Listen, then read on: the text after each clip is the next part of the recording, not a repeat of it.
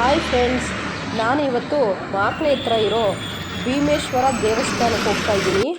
ಆಗ ಅಲ್ಲಿ ಭೀಮ ಹೆಜ್ಜೆ ಇಟ್ಟಿರೋದನ್ನ ನಾನು ನಿಮಗೆ ತೋರಿಸ್ತೀನಿ, ಬನ್ನಿ ನೋಡೋಣ. ನಾನೀಗ 8ನೇ ಮೈಲಿ ಬಸ್ ಸ್ಟ್ಯಾಂಡ್ ಹತ್ರ ಇದ್ದೀನಿ. ಈ 8ನೇ ಮೈಲಿ ಹತ್ರ ಏನು ಸಮಸ್ಯೆ ಅಂತಂದರೆ, ಬಸ್ಸು ಸಿಗ್ನಲ್ ಇರ್ತಾವ, ಬಸ್ಗಳು ಹಿಂದಕ್ಕೆ ಸ್ಟಾಪ್ ಕೊಟ್ಟಿರ್ತಾರೆ. ಮುಂದೆಯಿಂದ ಹಿಂದಕ್ಕೆ ಹೋಗೋಕ್ಕೆ ಬಸ್ ಮೂವ್ ಆಗಿಬಿಡ್ತೈತೆ, ಹಿಂದೆಯಿಂದ ಮುಂದಕ್ಕೆ ಬರೋಕ್ಕೆ ಬಸ್ ಮೂವ್ ಆಗಿಬಿಡ್ತೈತೆ. ಸುಮಾರು ಸರಿ ಇಲ್ಲಿ ನನಗೆ ಅದೇ ಸಮಸ್ಯೆ ಆಗಿರೋದು. ಇದು ನೋಡಿ, ಜಿಂದಾಲ್ ಆಸ್ಪತ್ರೆ ಅಂತ ಅಂದ್ಬಿಟ್ಟು ಇಲ್ಲಿ ಸುಮಾರು ಕಾಯಿಲೆಗಳಿಗೆ ಇಲ್ಲಿ ಕಡಿಮೆ ಚಾರ್ಜಲ್ಲಿ ಚಿಕಿತ್ಸೆ ಕೊಡ್ತಾರೆ. ನಾನು ಅದನ್ನು ವಿಡಿಯೋ ಮಾಡೋದಕ್ಕಾಗಲಿಲ್ಲ, ಬಸ್ಸು ರಶ್ ಇರೋದ್ರಿಂದ. ಮಕ್ಕಳು ಬಂತು, ಹೋಗ್ತಾ ಇದ್ದೀನಿ. ಇದೇ ನೋಡಿ, ಮೊದಲಿಗೆ ಇದು ಭೀಮೇಶ್ವರ ದೇವಸ್ಥಾನ. ಪ್ರತಿ ವರ್ಷ ಇಲ್ಲಿ ಜನವರಿ ಟೈಮಲ್ಲಿ ಜಾತ್ರೆ ನಡೀತೈತೆ.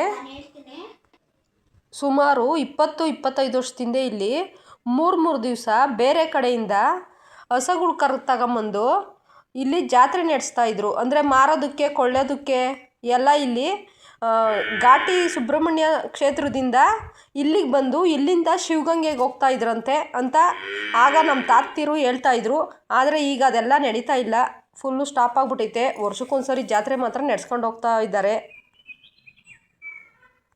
ಇತ್ತೀಚೆಗಷ್ಟೇ 2-3 ವರ್ಷದಿಂದ ಭೀಮಾಂಜನೇಯ ಸ್ವಾಮಿ ಪುಣ್ಯಕ್ಷೇತ್ರ ಅಂದ್ಬಿಟ್ಟು ನಿರ್ಮಾಣ ಮಾಡಿದ್ರು. ಕೆಳಗಡೆ ನಂದಿ, ಮೇಲೆ ಈಶ್ವರ ಕೂತ್ಕೊಂಡು ಜಪ ಮಾಡ್ತಾ ಇರೋದು. ಅದರೊಳಗಡೆ ಫುಲ್ಲು 12 ಲಿಂಗಗಳನ್ನು ಪ್ರತಿಷ್ಠಾಪನೆ ಮಾಡಿದ್ದಾರೆ ನೋಡಿ.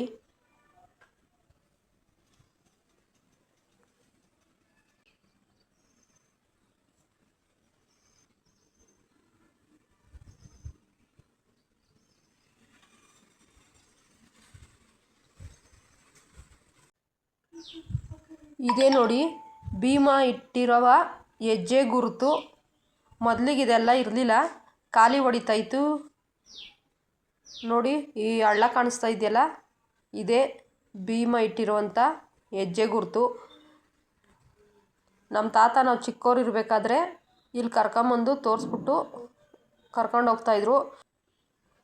ಇಲ್ಲಿ ಹೆಜ್ಜೆ ಊರಿ ಗವಿಗುಟ್ಟೆ ಹತ್ರ ಮಂಡಿ ಊರವ್ರೆ ಅಂತ ಕೂಡ ಹೇಳ್ತಾ ಇರ್ತಾರೆ. ಆಗ ಸುತ್ತಮುತ್ತ ಬರೀ ಗಿಡ, ಒಬ್ಬೊಬ್ಬರೇ ಬರೋದಕ್ಕೂ ಕೂಡ ಭಯ ಆಗ್ತಾಯಿತ್ತು. ಆದರೆ ಈಗಾಗಲ್ಲ. ಕೆಳಗಡೆ ಭೀಮನ ಹೆಜ್ಜೆ, ಅದ್ರ ಮೇಲೆ ಈಶ್ವರನ ಕೆಳಗಡೆ 12 ಲಿಂಗ ಪ್ರತಿಷ್ಠಾಪನೆ ಮಾಡಿರೋದು. ಇತ್ತೀಚೆಗಷ್ಟೇ ಧರ್ಮಛತ್ರ ಅಂದ್ಬಿಟ್ಟು ಒಂದು ಛತ್ರ ಕೂಡ ಕಟ್ಟಲಾಯಿತು. ಒಂದು 7-8 ತಿಂಗಳಾಗಿರಬೇಕು ಈ ಛತ್ರ ಕಟ್ಟಿ. ಇದೇ ನೋಡಿ ಆ ಛತ್ರ.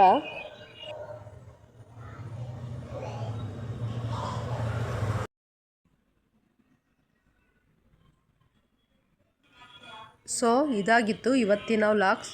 ಮತ್ತೆ ಸಿಗೋಣ.